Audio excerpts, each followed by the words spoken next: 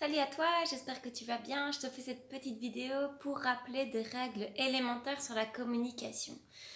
J'ai vraiment entendu ces derniers jours, que ce soit avec mes clients, avec mes amis, dans mon propre couple, dans la vie de manière générale. Je pense qu'il y a très très peu de gens qui savent vraiment communiquer quand il y a un problème, quand il y a un conflit, quand il y a une situation à régler, quand il y a quelque chose de perçu qui peut déranger. Et donc, je vous invite vraiment à mettre en place ces règles qui sont des règles d'or et qu'on doit vraiment apprendre à l'école. Et on doit vraiment s'entraîner tous pour créer des relations de plus en plus harmonieuses avec les gens, que ce soit de moins en moins des guerres d'ego, des escalades en tout genre qui puissent se produire. Et donc, je vais partir de situations concrètes et puis après, je vous donnerai les règles pour pouvoir communiquer efficacement. Et déjà, la première chose, c'est se dire, tiens, quand je dois dire quelque chose qui me dérange, parce que moi j'étais beaucoup là-dedans, c'est dès qu'il y avait quelque chose qui me dérange, j'étais terrorisée parce que j'aimais pas le conflit et j'avais toujours peur de pas être aimée si je disais que je pensais. Et puis après j'ai découvert la communication non violente et j'ai découvert qu'en fait on pouvait s'affirmer tout en étant extrêmement doux, mais très ancré aussi. Et en fait c'est à partir du moment où je respecte l'autre, je me respecte, je dis ce que je pense et j'utilise les règles que je vais vous proposer ici. C'est pas moi qui les ai créées. Bien sûr, ces règles, ça vient de la communication non violente de Rosenberg. Si vous voulez aller plus loin, si vous voulez regarder d'autres vidéos, je vous y invite vraiment parce que on doit tous s'y éduquer et on doit tous vraiment faire beaucoup d'exercices pour arriver à maîtriser cet art de communiquer dans le respect de chacun. Donc je disais, j'avais peur du conflit et en fait je me suis rendu compte qu'on peut vraiment être super puissant en étant très doux à partir du moment où on est ancré et où on est précis dans ce qu'on exprime et quand on reste en jeu. Alors, la première exemple que je vais vous proposer, c'est par rapport au couple. Et donc, c'est dire, par exemple, comme d'habitude, je ne peux pas compter sur toi, tu n'es pas fiable.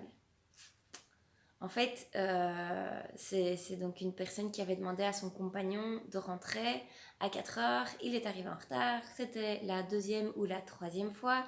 Et donc, voilà, comme d'habitude, je ne peux pas compter sur toi, tu n'es pas fiable. Donc, l'autre qui se reçoit ça, évidemment, n'est pas super doux et super content. Donc, directement, c'est l'ego qui rentre en jeu. C'est les attaques, et ça part en vrille. Et donc, c'est vraiment des disputes qu'on peut complètement éviter parce que c'est pas facile non plus de recevoir ça et de se faire dire qu'on n'est pas fiable alors que c'est juste parce qu'une fois on arrive en retard. Voilà, bon après si ça se répète 36 fois, peut-être qu'il faudra revoir la nature de vos relations ou de vos attentes ou de vos besoins. Ça c'est un autre problème. Donc je vais partir sur cette phrase. Déjà comme d'habitude, on va vraiment effacer ça. Essayez vraiment de ne pas partir dans des généralisations. Donc ça, c'est très féminin, toujours, jamais, tu fais jamais rien, c'est toujours la même chose avec toi, gna gna gna. Donc ça, c'est... En fait, les hommes, ça leur passe vraiment par-dessus de la tête quand on dit ça. Ça les énerve et ils n'ont pas tort parce que c'est pas vrai. Il n'est pas toujours comme ça. C'est pas vrai qu'il fait jamais rien. Donc ça, c'est très très féminin. Donc je nous invite à faire des efforts là-dessus et à essayer de tendre vers de moins en moins de généralisation de ce genre. Donc ce qu'on va dire à la place, c'est lundi, je t'ai demandé d'être là pour 16 heures. Tu es arrivé en retard et c'était vraiment important pour moi. Du coup, après, j'ai été stressée, puis je me suis sentie triste. Et j'aurais besoin de pouvoir compter sur toi. Est-ce que tu peux faire un effort la prochaine fois, s'il te plaît? Et donc, je pense que la personne qui va se recevoir ce message va être beaucoup plus enclin à dire simplement je suis désolée, t'as raison, je sais que c'est important pour toi et je ferai vraiment un effort la prochaine fois. Fin de la discussion, ça prend 5 minutes au lieu de durer 2 ou 3 jours pour certains ou des heures ou toute une soirée. Ou voilà. Donc, je vais reprendre les règles par rapport à ça. Donc, c'est vraiment la première chose, c'est de rester dans des descriptions de faits concrets. Donc, des faits qu'on ne peut pas réfuter. Lundi, à 4 heures, je t'ai demandé et tu étais en retard puisque tu arrivais à 4h23, par exemple. Donc, c'est vraiment une description de faits qui n'est non réfutable par aucun des deux parties. La deuxième règle, c'est de parler en je. Jacques Salomé disait tout le temps, il y a le tu qui tue. Et en effet, dès que on commence à dire tu, l'autre n'écoute plus. Parce que tu, ça agresse. Ça agresse et ça remet la responsabilité sur l'autre. Alors qu'en fait, l'autre n'est pas responsable de mes émotions, de mes besoins, de ce que je ressens. Et donc ça permet vraiment de soi-même déjà reprendre la responsabilité et que l'autre puisse être à l'écoute parce que je reste vraiment centrée en jeu. Donc c'est la deuxième règle, parler en jeu. La troisième règle, c'est d'exprimer ses émotions et ses besoins. Et donc dire, voilà, c'était important pour moi, donc j'avais besoin que tu sois là. Et donc après, je me suis sentie stressée et triste. Donc ça, c'est vraiment la troisième règle, parler de ses émotions et de ses besoins en lien avec la situation. La quatrième, c'est de proposer une solution. Donc dire, comme je vous ai dit, la prochaine fois, s'il te plaît, j'aimerais pouvoir compter sur toi. Est-ce que tu peux faire un effort, s'il te plaît? Après, voilà, on ne sait pas comment va réagir l'autre et ça ne nous appartient pas. Mais en tout cas, quand on communique comme ça, je vous garantis que c'est magique et ça a un impact de fou. Autant pour la fierté qu'on a pour nous, parce que du coup, on part pas en vrille, on part pas dans des émotions et des tragédies et des drames et des trucs super complètement délirants, j'ai envie de dire. On reste vraiment centré sur la situation et sur le fait. Alors, un autre exemple, ça peut être appliqué en entreprise. Donc, un exemple, c'est vous n'êtes pas impliqué dans votre travail. Donc, par exemple, un chef qui vous dirait ça. Donc, si vous êtes chef, si vous êtes directeur, si vous êtes manager, etc., donc vous appliquez exactement les mêmes règles. Et donc, par exemple, lundi, quand je t'ai demandé d'avoir le dossier clos sur mon bureau à 9h du matin et qu'à midi, il n'était toujours pas là, je me suis sentie frustrée et stressée parce que j'ai besoin de pouvoir compter sur mes collaborateurs et c'est vraiment important pour moi que tu fasses un effort par rapport à ça. Donc je pense que ce discours sera beaucoup mieux reçu que le premier qui était tu n'es pas impliqué dans ton travail, et donc là c'est vraiment un jugement de valeur. S'il n'y a pas de fait concret, donc la personne ne sait pas vraiment se remettre en question et donc c'est pas vraiment constructif. Déjà il y a le tu aussi, donc tu n'es pas impliqué dans ton travail, c'est je te colle une étiquette, je t'agresse et je ne me base sur aucun fait qui permet de prouver cela.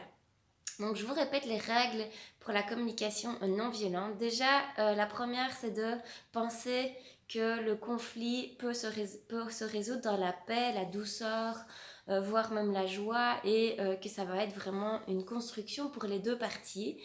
Et donc vraiment arrêter d'associer conflit avec souffrance, avec séparation peut-être. Je ne sais pas ce que vous avez associé au mot conflit, mais la première chose, c'est de vous rétablir avec ça et donc de permettre de vous affirmer de plus en plus en étant respectueux de vous-même, respectueux de l'autre partie et en appliquant ces règles. Donc ça, c'est la première chose à faire. La deuxième chose à faire, c'est de partir sur des faits concrets et précis. Au plus vous serez concret, au plus vous serez précis, au plus vous aurez de poids sur votre interlocuteur et au plus, évidemment, la situation pourra être constructive pour chacun des deux protagonistes.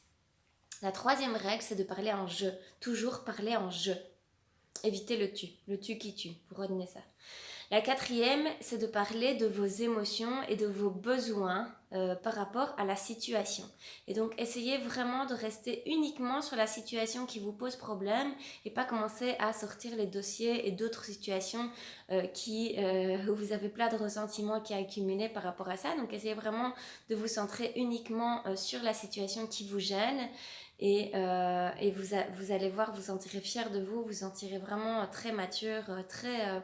Voilà, je pense que c'est vraiment de l'intelligence relationnelle et émotionnelle, et au plus vous allez vous entraîner, au plus ce sera facile de l'utiliser.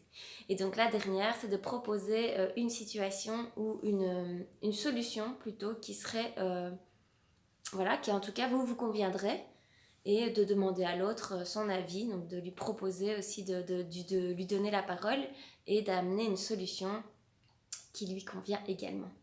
Donc, je répète l'exemple avec le couple. Donc, la dernière fois, donc lundi, je t'ai demandé d'arriver à 16h, tu es arrivé à 16h23. Je me suis vraiment sentie stressée et triste parce que c'était important pour moi que tu sois là. Est-ce que à l'avenir tu saurais faire attention s'il te plaît et être présent quand je te le demande? La deuxième situation, c'était au travail et donc je répète, c'était tu n'es pas appliqué dans ton travail et donc ça devient lundi matin quand je t'ai demandé de me déposer le dossier à 9 h et qu'à midi il n'était toujours pas là, je me suis sentie stressée parce que j'ai besoin de pouvoir compter sur toi en tant que collaborant. Est-ce que, s'il te plaît, tu pourrais faire un effort la prochaine fois? Donc voilà, ça c'est vraiment deux exemples types, je pense que tout le monde vit presque au quotidien. Et donc, entraînez-vous, n'oublie pas que tout ça c'est des muscles, et donc au plus on s'entraîne, au plus on sera enclin à les travailler dans des situations de stress. Donc entraînez-vous d'abord avec vos proches. Et puis voilà, prenez vos responsabilités de créer de super relations et de relations qui sont constructives et respectueuses de chacun des deux parties. Voilà, je vous souhaite une magnifique journée. Abonnez-vous à ma chaîne si ce n'est pas encore fait et à bientôt.